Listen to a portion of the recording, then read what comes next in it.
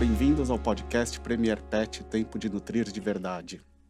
Meu nome é Rodrigo Bucata, sou médico veterinário e oncologista do EMAIS Especialidades Veterinárias, que fica em São Paulo. E hoje, nesse nosso segundo episódio do podcast, em decorrência do Outubro Rosa, nós vamos falar um pouquinho sobre os tratamentos dos tumores de mama em cadelas e em gatas. Tá? Então, daquilo que nós discutimos já no episódio anterior, feito o diagnóstico, então, quando a gente sabe, então, que trata-se de um tumor de mama, como eu falei para vocês, podem ser tumores de mama benignos ou malignos, o próximo passo agora é a gente definir a forma em que essa cadela ou essa gata vão ser tratadas. E os tratamentos, eles são diferentes de acordo com a espécie, tá? Então, quando a gente diagnostica um tumor de mama na cadela, tá, a gente vai anotar qual é a localização desse nódulo, dessa formação que apareceu na mama da cadela, tá? Então, se ela está na cadeia mamária do lado direito ou na cadeia mamária do lado esquerdo, tá?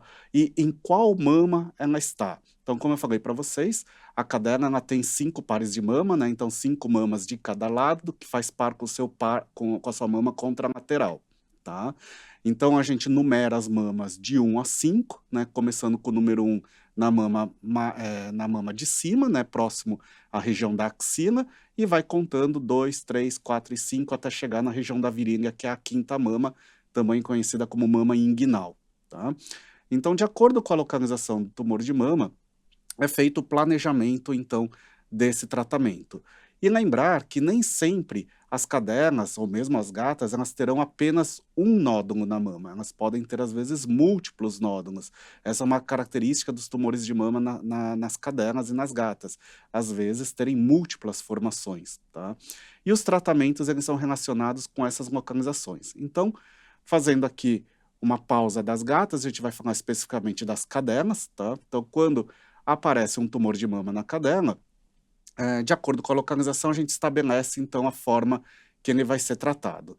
Como eu falei no episódio anterior para vocês, o tratamento, ainda chamado de padrão ouro de tratamento, que é o tratamento de eleição, ele sempre é, então, cirúrgico, quando é possível. Então, essa cadela, ela vai ser submetida a um tratamento chamado de mastectomia, tá? E essa mastectomia, ela tem a sua extensão programada de acordo com a localização do tumor de mama. Tá? Até hoje, na literatura, nos trabalhos científicos publicados, não existe ainda uma padronização da forma que essa cirurgia deve ser realizada. Então, se você vai retirar as mamas que são vizinhas ao nódulo, né, então as mamas que estão próximas, ou se você vai retirar a cadeia inteira da mama, ou em casos que as cadelas têm tumores nas duas cadeias, se a gente vai fazer o que a gente chama de mastectomia, então, bilateral, tá? A gente sempre tem que seguir uma regra do que é preconizado na cirurgia oncológica, na cirurgia do câncer, que é o quê? Além de remover a formação, ter o que a gente chama de margem de segurança, né, que é retirar, além do tumor, uma área de tecido normal, para que a gente possa ter uma garantia de remoção completa da doença, e também fazer a remoção, a identificação dos chamados linfonodos sentinelas, que são os gânglios, né, de defesa, que drenam a região das mamas e que podem ser um dos primeiros caminhos para as metástases, né, que seria então quando o tumor maligno, quando é um câncer, ele se espalha por essa via, tá, chamada então de via linfática ou linfonodos, né, que são os gânglios então conhecidos como gânglios de defesa, tá certo? Então, quando a gente tem uma cadela com esse tipo de tumor, a gente estabelece, então, essa extensão da cirurgia de acordo com essas localizações, tá? Então, todas as técnicas cirúrgicas hoje descritas como mastectomias parciais, ou mastectomias unilaterais, ou mastectomias bilaterais, tá? E até mesmo as mastectomias chamadas como mastectomias radicais, em que se retira, além da glândula mamária, parte da musculatura da cadela, tá? E junto dos linfonodos, tá? Todas essas técnicas que estão descritas, elas são realizadas até hoje, e todas desde que seguindo as regras, né, preconizadas na cirurgia oncológica, garantindo margem de segurança e avaliação de linfonodos sentinelas, todas elas estão corretas. E após a remoção dessa glândula mamária, né, desse tumor que foi removido da cadela, ele deve ser então enviado para uma análise chamada de análise histopatológica, tá? também conhecida popularmente como biópsia, né? Então, é o que a gente vai ter como resultado de se aquele tumor ele é benigno, tá? Ou se ele é maligno. E por que que isso é importante? A partir do momento que eu envio esse material, né, essa mama para análise, e não é apenas um fragmento do nódulo, quando esse material ele é enviado, ele tem que ser enviado a mama por completo. Lembrem que eu falei para vocês lá das limitações do exame de citologia na cadela, né, que você pode ter tumores mistos, né, que são tumores benignos e malignos associados. Se eu fizer o recorte de um pequeno fragmento daquele tumor e mandar só aquele fragmento, pode ser que eu tenha separado uma área que era benigna, né, e não representar o tumor por completo. Então, quem vai fazer essa separação, quem vai fazer essa avaliação de qual é a área que tem que ser representada para análise é o médico veterinário patologista, tá? Então, também um profissional médico veterinário que é especializado na área de patologia, de diagnóstico anatomopatológico, tá? Que vai fazer, então, esse diagnóstico microscópico, né? Dar para a gente, então, o nome do tumor, tá? Então, não é simplesmente dizer que ele é benigno ou maligno, mas também dizer para a gente qual é o tipo de tumor de mama que aquela paciente tem, né? A gente tem vários tipos de tumores de mama e cada tipo de tumor de mama pode ou não precisar de outros tratamentos além da cirurgia, tá? Além disso, esse profissional, ele vai fazer a avaliação de toda aquela mama que foi removida em relação à sua margem de segurança. Então é ele quem vai avaliar as bordas da cirurgia e dizer se o cirurgião oncológico ele conseguiu retirar por completo a formação, se não ficou nenhuma célula na borda da cirurgia, que pode ser uma das causas para a volta do crescimento do tumor, tá? E também vai avaliar esses linfonodos, né? Então, esses gânglios que foram removidos, para dizer para a gente se eles estavam comprometidos ou não. E isso vai complementar aquela nossa formação, aquela nossa informação, desculpa, inicial, que eu falei para vocês lá no episódio 1 sobre o estadiamento do tumor, né? Então, a classificação de em que estágio da doença o paciente foi diagnosticado. E esse estadiamento, junto com o resultado do histopatológico, ou também conhecido como biópsia, é que vai orientar a nós, né, os profissionais, então médicos veterinários, oncologistas, a dizer qual é a forma que esse paciente pode ser ainda tratado além da cirurgia, e se existe a necessidade de outros tratamentos, tá certo? Bom, e agora em relação às gatas, né, quando a gente vai falar em tratamento dos tumores de mama da gata, assim como nas cadelas, também, quando possível, quando essa paciente ela tem condições de ser submetidas a um procedimento cirúrgico, o principal tratamento, o tratamento de eleição, padrão ouro de tratamento, é a cirurgia também.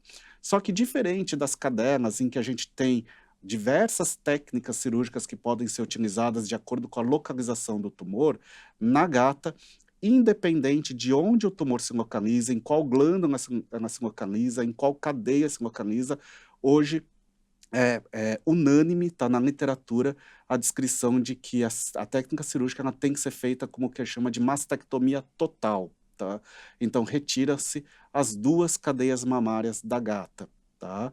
Então, isso remove-se, pode ser numa mesma cirurgia, as duas cadeias, ou em cirurgias separadas, com intervalos normalmente de 1 mês entre um procedimento cirúrgico e outro. Aí, quem vai estabelecer se isso é possível fazer no mesmo procedimento ou deve ser feito em procedimentos separados é o médico veterinário, oncologista e cirurgião oncológico, tá? Que vai determinar a possibilidade, né, a condição clínica da paciente em ser submetida a um método de tratamento cirúrgico ou a outro. Mas o que é consenso hoje é que as duas cadeias devem ser removidas juntamente com os seus linfonodos, possíveis linfonodos sentinelas, tá? E por que que na gata a conduta é diferente comparado à cadela?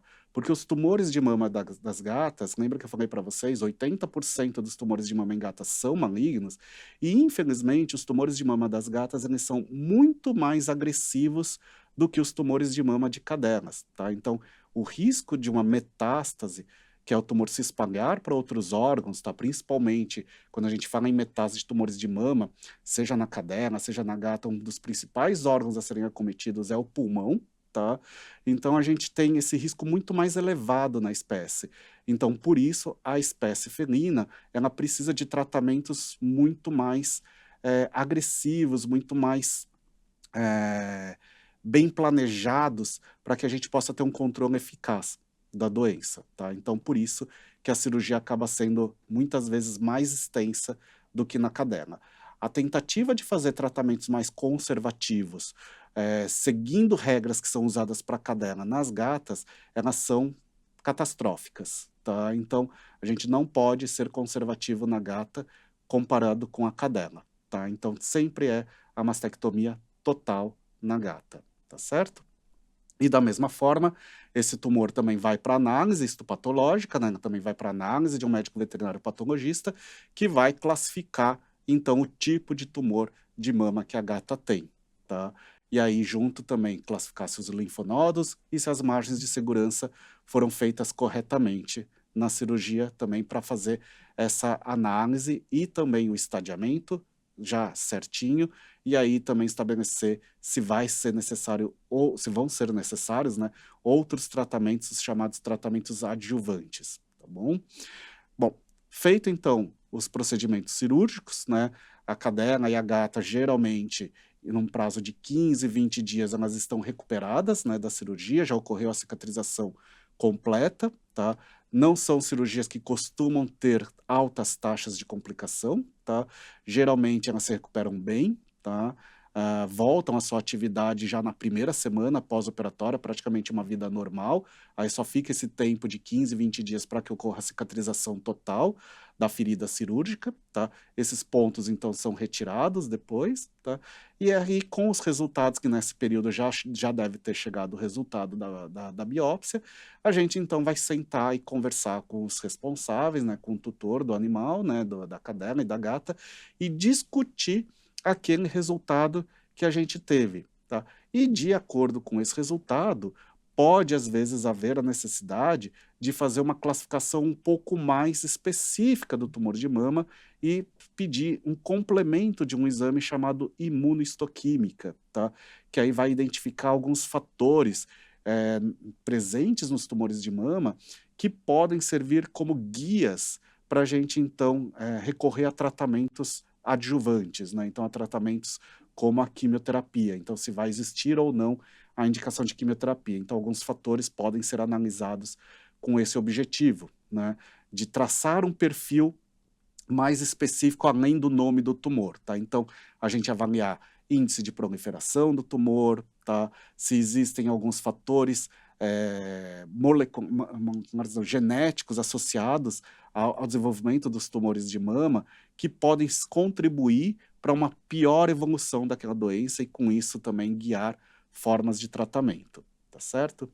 E aí, com esses resultados em mãos, né, aí a gente vai classificar, então, se esse paciente precisa ou não da quimioterapia antineoplásica, tá? Então, a utilização de medicamentos com o objetivo de destruir possíveis focos que podem existir ainda dos tumores. Aí vocês podem até fazer aquela pergunta, né, que todos os tutores fazem para nós quando a gente indica um tratamento para um paciente com câncer, né? Mas a cirurgia já não removeu a doença, tá? A cirurgia, ela é considerada um tratamento local, né, então eu estou retirando o tumor do corpo do paciente.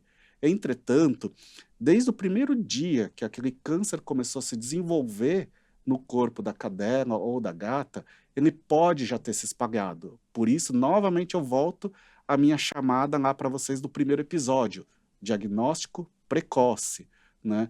Quanto mais precoce a gente é no diagnóstico, menos provável daquela doença se espalhar. Só que a gente não tem como garantir que essa doença não se espalhou. Os métodos diagnósticos, mesmo quando a gente fala dentro da medicina, né, para a mulher, nenhum método ele é 100% seguro para dizer que a doença não se espalhou. Então, se o paciente é diagnosticado com um tumor com alto risco de metástase, muito agressivo, tá, ou em estágios mais avançados de doença, esse paciente pode ter indicação de tratamento, então, com a quimioterapia, para diminuir as chances de que esse tumor volte, então, a aparecer, ou então que ele faça o que a gente chama de metástase, tá?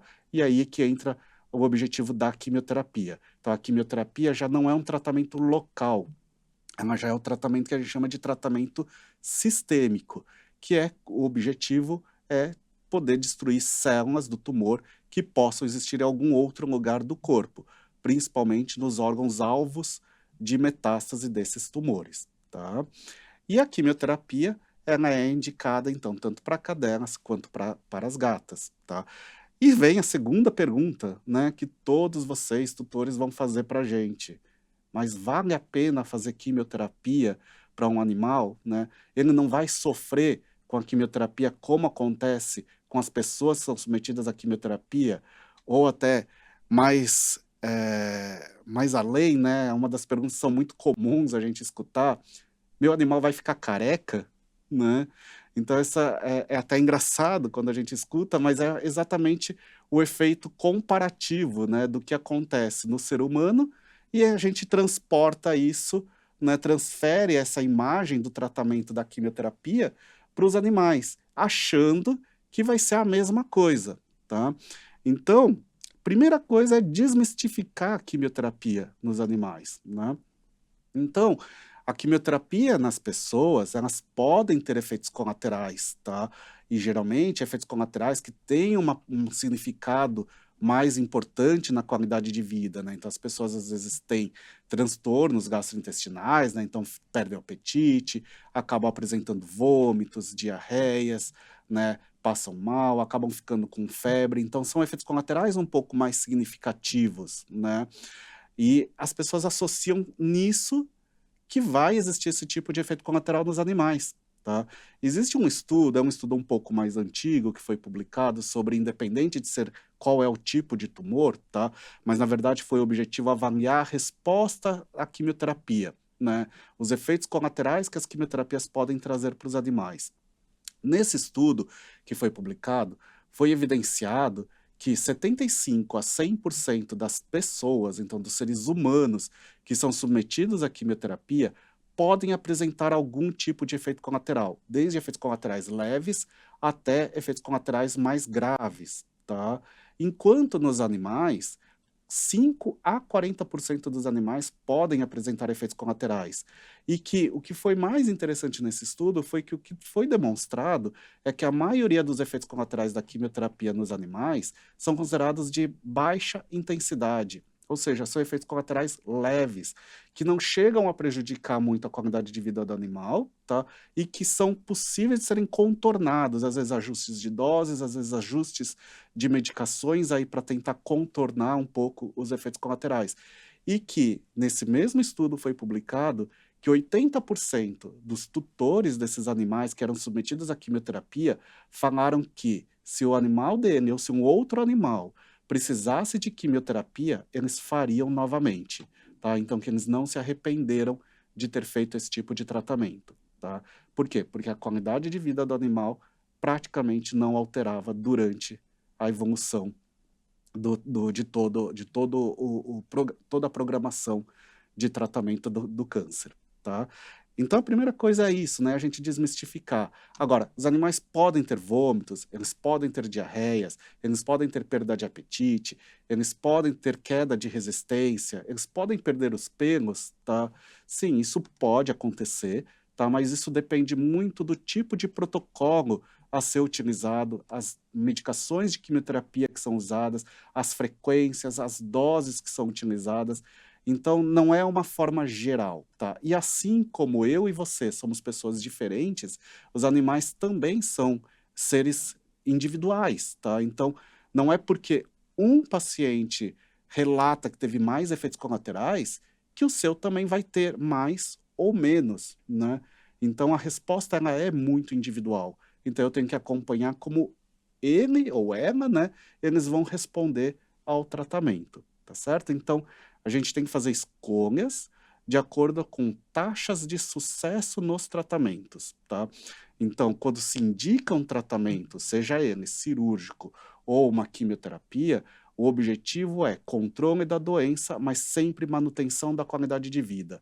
E as escolhas são feitas através de vários trabalhos, de várias pesquisas que foram realizadas e publicadas durante anos, mostrando os benefícios desse tratamento, tá? Então, principalmente para as gatas que têm tumores muito mais agressivos, é importantíssimo muitas vezes a associação da quimioterapia, tá? E vocês já devem ter ouvido falar que mulheres, né, quando são diagnosticadas com tumores de mama, muitas vezes são submetidas também à radioterapia, né? Por quê? Porque os tumores de mama na mulher, às vezes, são muito invasivos, né? Eles acabam invadindo muito a região além da mama, tá? Então, pode invadir a região da musculatura, podem invadir a região do subcutâneo, né? Então, pegar outras estruturas. Então, às vezes, a cirurgia ela não é capaz de remover completamente a doença. E aí, nesse caso, nas mulheres, né, são tumores que localmente não foram possíveis de serem tratados somente com a cirurgia, associa-se à radioterapia, porque a radioterapia também é um tratamento local, tá? Então, ela vai potencializar a ação da cirurgia. Agora, e nas cadelas e nas gatas? Isso é realizado, tá? Então, a radioterapia para as cadelas e gatas, ela já é uma realidade aqui no Brasil, mas que ainda não, infelizmente não é disponível em todo o território nacional. Ainda são poucos os locais no Brasil que fazem a radioterapia, tá? Mas ainda já é possível indicar esse tipo de tratamento. E esse tratamento ele não é muito usual no tratamento dos tumores de mama quando a cirurgia é possível. Então, o mais comum, tá? Se a gente seguir uma linha geral de tratamento, é diagnóstico, faz a cirurgia e, dependendo do diagnóstico do tumor, faz o tratamento com a quimioterapia. A radioterapia ela acaba sendo limitada como um tratamento paliativo, tá? Em pacientes que infelizmente chegaram com doenças muito avançadas, em que a cirurgia já não é mais uma possibilidade, ou então quando são diagnosticadas com tumores muito agressivos e que têm contraindicação cirúrgica. Um exemplo disso é um tumor chamado de carcinoma inflamatório, tá? É um tumor considerado mais raro, tá? Não é muito comum, isso nem na cadela nem na gata, mas quando eles acontecem, ele é um tumor de mama que ele tem um aspecto muito inflamado. Na verdade, ele não existe uma inflamação, mas ele fica com aspecto de inflamado. E ele forma áreas da mama, em vez de nódulos, parecendo como se fossem placas, em que a mama fica extremamente enrijecida, tá? Quente, tá? E com feridas, às vezes com secreções também. Essa cadela e essa gata, às vezes, tem muita dor, tá? E também fica com o inchaço dos membros, né, que a gente chama de edema de membros, por causa da obstrução da circulação que acontece pela infiltração do tumor.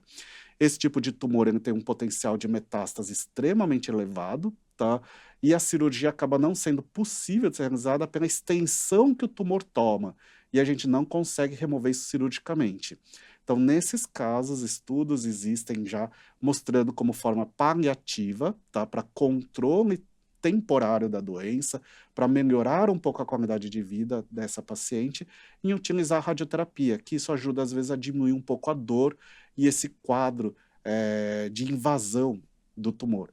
E aí também, se for esse diagnóstico, às vezes associar também a quimioterapia para minimizar um pouco a evolução das metástases, mas que infelizmente esse tumor acaba tendo uma evolução muito negativa, tá? Então, quando a gente fala, né, de tratamento quimioterápico, como eu falei para vocês, existe muito preconceito. Mas alguns exemplos, né, que a gente pode dar de, de que a proposta tem que ser feita é novamente aquilo que eu falei para vocês, né? Coloquem-se no lugar da sua cadela, da sua gata. Se você fosse diagnosticado com um tumor e o seu tumor fosse possível de ser tratado, você não ia querer ser tratado, tá? Por que não tratar a sua cadela? Por que não tratar a sua gata? Por que não dar essa chance para ela? Se algum efeito colateral surgir, não significa que você tem que terminar esse tratamento.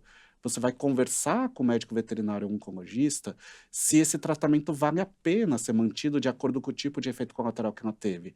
Ou então se existe uma forma de diminuir um pouco os efeitos colaterais para que a gente consiga terminar esse tratamento, tá? Então, não deve-se não aceitar só por causa de um preconceito, tá? Uma frase que eu escutei uma vez de uma tutora, que foi muito emblemática para mim, foi: "A minha cadela teve um tumor de mama. Eu tenho um tumor de mama. Por que que eu não vou tratá-la se eu estou sendo tratada?". Bom, finalizamos o nosso bate-papo, tá? E no nosso próximo episódio receberemos então uma convidada que representará vocês, os responsáveis pelos pets.